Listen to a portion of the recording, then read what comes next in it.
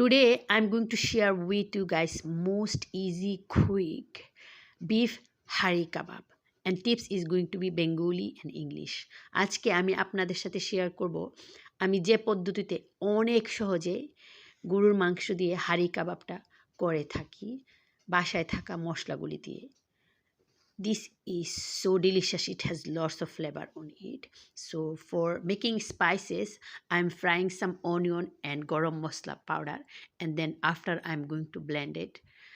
আমি মজাদার ফ্লেভারফুল হওয়ার জন্য প্রথমে পেঁয়াজটাকে আমি সাথে গরম মশলা দিয়ে ফ্রাই করে এটাকে আমি ভালো স্মুথ একটা পেস্ট তৈরি করব। আর এদিকে আমি নিয়েছি পরিমাণ মতো গরুর মাংসটা। এখানে কিন্তু হাড্ডি থাকবে না, কোনো ধরনের কিছু থাকবে না, একদম সলিড মাংসটা। So here I am taking some beef, so you can choose how much you want, make sure no been solid meat, and then I cut into small thin pieces, and after I marinate the onion and garam masala paste, and also I add lots of other spices such as garlic and ginger paste, coriander powder, salt, lemon juice, yogurt, and also chilies. You can add whatever you like, and I'm frying now. So আমি এটাকে marinate করে রেখেছিলাম, যে মশলা add করেছিলাম, দই দিয়েছি, তারপরে যে পেঁয়াজের আর গরম মশলার বাটাটা, তারপরে হলো ধনিয়া পাউডার, মরিচের পাউডার, আদা রসুনের পাউডার, লবণ পরিমাণ মতো। আর সবগুলি মশলা আপনারা যেভাবে খেতে পছন্দ এভাবে দিয়ে করবেন। তো আমি এভাবে এটাকে চুলার মধ্যে দিয়ে রান্না করতেছি। আপনারা চাইলে আফটার ম্যারিনেট করে ওভারনাইটও রাখতে পারবেন, আবার কয়েক ঘন্টাও। আমি জাস্ট কয়েক ঘন্টা রেখেছিলাম, আমার হাতে সময় কম ছিল।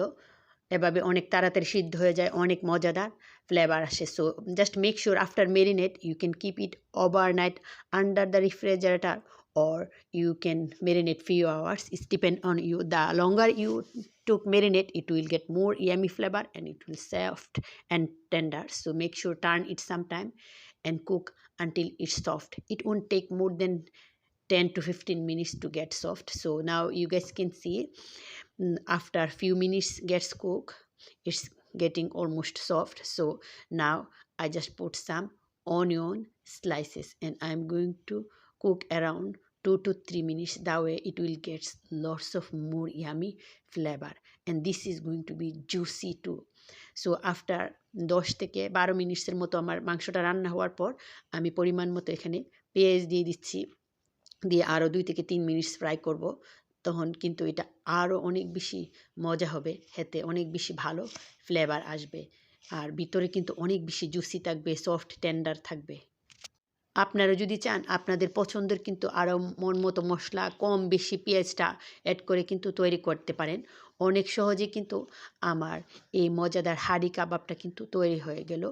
এটা দিয়ে আমরা তৈরি করে খাই মজাদার স্যান্ডউইচ, নান রুটির মধ্যে দিয়ে, ব্রেডের মধ্যে দিয়ে, যে কোনো কিছুর মধ্যে দিয়ে অনেক অনেক অসাধারণ হয়। আমার বাচ্চাদের তো অনেক বেশি favourite. So now you guess can see super easily the already beef hari kebab is ready to serve. You can make with naan roti or anything if you like to. We just all the time make sandwich with this beef hari kebab. You can eat with rice too, either way is fine. And that's all for today. I hope you guys likes this idea and tips. And also I have a small request for all of you guys. If you like my tips, please share with your friends and your family. And thanks for your support and watching.